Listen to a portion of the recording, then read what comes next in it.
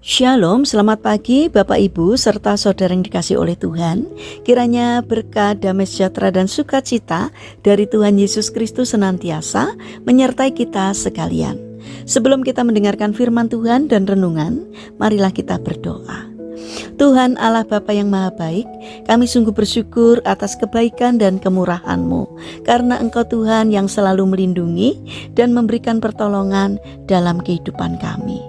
Jika saat ini kami akan mendengarkan firman-Mu, kami memohon Tuhan mengurapi kami dengan Roh Kudus-Mu, agar kami dapat mengerti dan memahami apa yang Tuhan sampaikan kepada kami. Dan biarlah firman-Mu selalu membimbing kami di dalam kami menjalani kehidupan ini. Terima kasih Tuhan. Di dalam nama Tuhan Yesus Kristus kami memohon dan berdoa. Amin. Bapak Ibu serta saudara yang dikasihi oleh Tuhan, bacaan firman Tuhan saat ini diambil dari TB2 kitab Filemon 1 ayat 17. Demikianlah firman Tuhan. Jadi, kalau engkau menganggap aku sebagai rekan, terimalah dia seperti aku sendiri. Tema renungan saat ini adalah tanda kedewasaan rohani. Bapak Ibu serta saudara yang dikasihi oleh Tuhan Yesus, selesai mengikuti misa, ada seorang pemuda yang menemui pastor. Pemuda itu menceritakan kalau 8 bulan yang lalu ia menerima Yesus dan dibaptis. Sejak itu ia tidak lagi menonton film porno, ia suka berbuat kebaikan dan bersemangat untuk melayani. Namun ada satu hal yang dirasanya begitu sulit untuk dilakukan, yaitu mengampuni ayahnya. Kemudian dia bertanya kepada pastor, "Apakah pertobatan saya tidak sejati?" Tanya pemuda itu. Pastor pun tersenyum. "Bukan tidak sejati, hanya saja kamu belum dewasa secara rohani," kata pastor sambil menepuk pundak pemuda itu. Bapak Ibu serta saudara yang dikasihi oleh Tuhan, salah seorang yang bertobat dalam pelayanan Paulus adalah Filemon. Filemon adalah seorang terkemuka yang menjadi anggota jemaat di Kolose.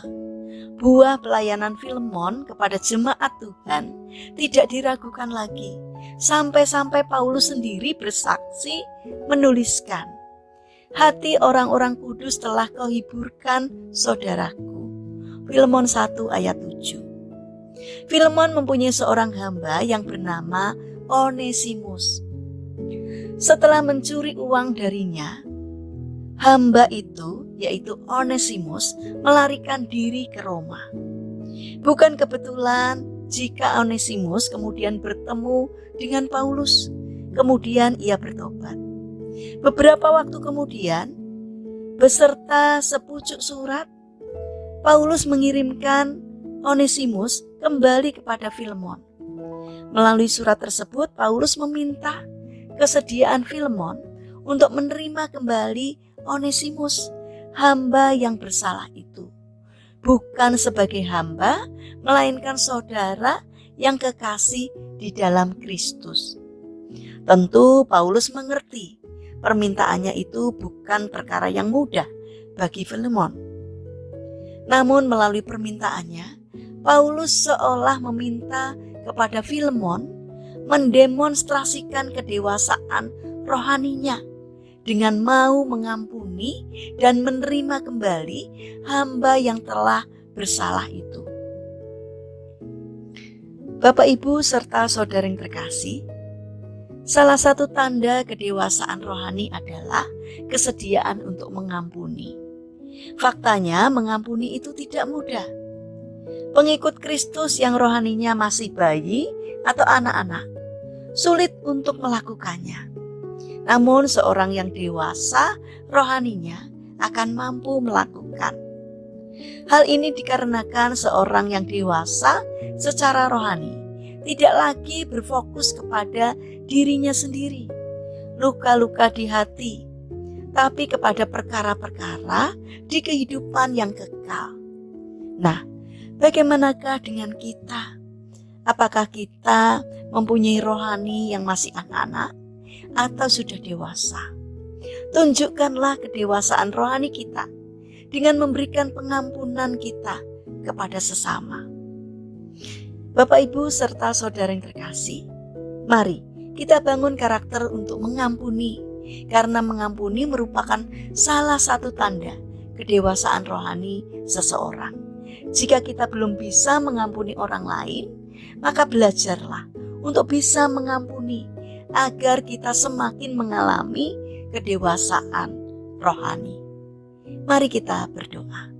Tuhan Yesus yang Maha Baik, bukalah hati kami agar saat ini kami mau mengampuni orang yang telah menyakiti hati kami.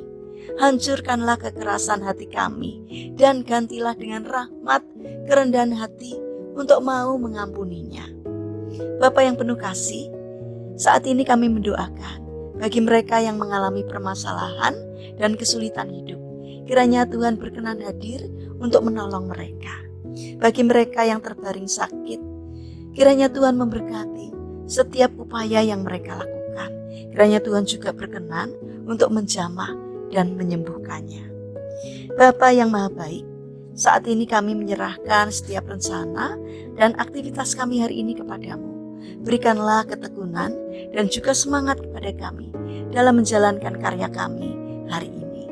Terima kasih Tuhan, kami percaya bahwa Tuhan akan senantiasa menyertai dan menolong kami. Kami alaskan doa ini hanya di dalam nama Tuhan Yesus Kristus. Amin.